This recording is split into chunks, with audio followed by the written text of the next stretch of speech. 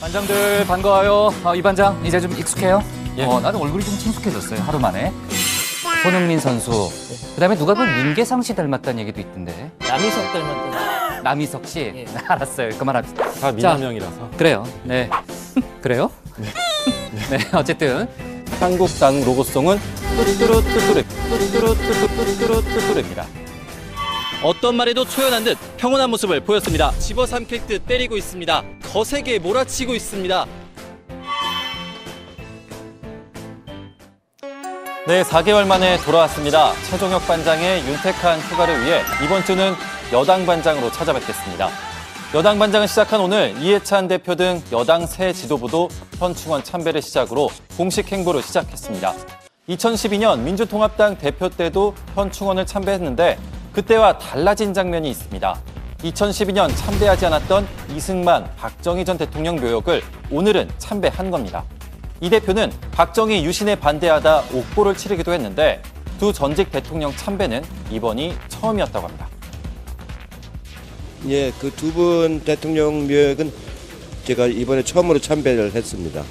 이제 분단 시대를 마감을 하고 평화 공존의 시대로 가는 길목에 있습니다. 그런 차원에서 두 분에게도 이해를 표하는 게 좋겠다는 생각이 들어서 참배를 했습니다. 네, 이 대표 곧바로 국회로 돌아와서 첫 최고위원회를 열고 향후 구상들을 쏟아냈습니다. 들어보시죠. 첫째, 민생경제 연석회의를 가능한 빨리 구성을 해서 가동을 해나가겠습니다. 두 번째는 당정청 협력을 보다 강화시켜 나가겠습니다. 셋째, 여야 5당 대표회의를 제안을 드립니다. 넷째, 민주정부 20년 집권 플랜 TF를 준비해서 구성을 하겠습니다. 네, 최대한 빠른 시일 내에 여러 협의체를 꾸리겠다는 겁니다. 당장 9월 1일에는 청와대에서 여당 모든 의원들과 전 국무위원들이 모여 오찬을 합니다. 당정청 전체 회의를 한다는 거죠. 결국 문재인 정부의 성공, 여야 협치, 그리고 강한 여당, 이 세 가지 키워드로 정리가 되는데 결국 존재감 있는 여당이 되겠다고 얘기를 하고 있는 겁니다. 문 대통령도 한병도 정무수석을 통해 이 대표에게 축하난을 보냈습니다. 예, 고마워요. 축하드립니다. 대통령님 남 받아보긴 처음인데? 아, 그러니까. 일부러 대통령께서 남도 이렇게 보내주셔서 정말로 고맙습니다. 네네. 다시 한번 축하의 말씀을 전달해달라고 하셨고요. 실질적인 협치가 될 수 있도록 우리 대표님께서 잘 역할을 해주실 거라고 믿습니다.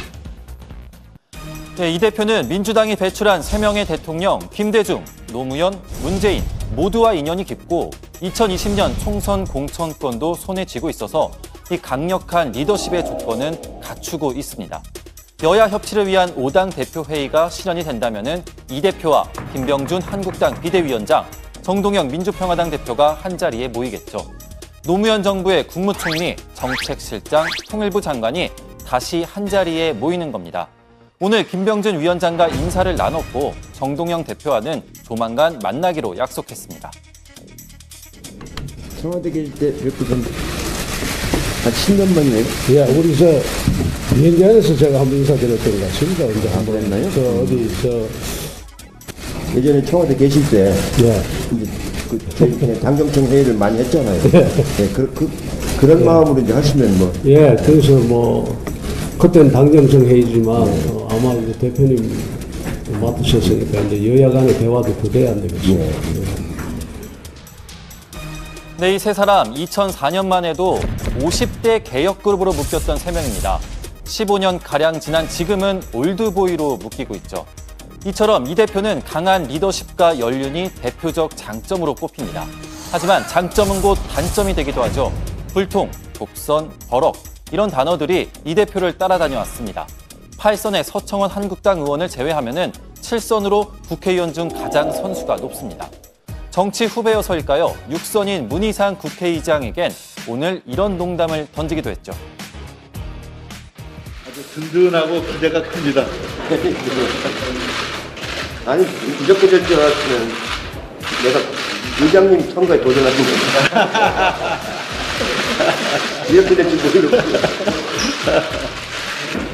역할이 다 따로 있죠. 네, 한마디로 이해찬 대표, 정치인도 청와대도 다가가기 어려운 리더일 수 있다는 우려입니다. 오늘 만난 기자들도 다가가기 어려워하기는 마찬가지였습니다. 김병준 비대위원장님이 경제 정책에 있어서 약간 이견이 크다 이런 얘기. 난 길에서는 인터뷰 안 해. 하지 마. 네, 하지만 초선의원 출신으로 최고위원에 뽑힌 박주민 의원은 지난 한 달 동안 소통이 아주 잘 됐다. 초선들의 의견도 즉각 반영해줬다며 기대감을 나타냈습니다.